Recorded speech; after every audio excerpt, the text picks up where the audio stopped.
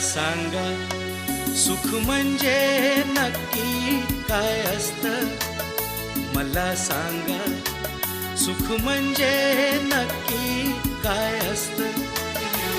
काय पुण्य असलं की ते घर बसल्या मिळतं. मला सांगा सुख म्हणजे नक्की काय असतं. काय पुण्य असलं की ते घर बसल्या मिळतं.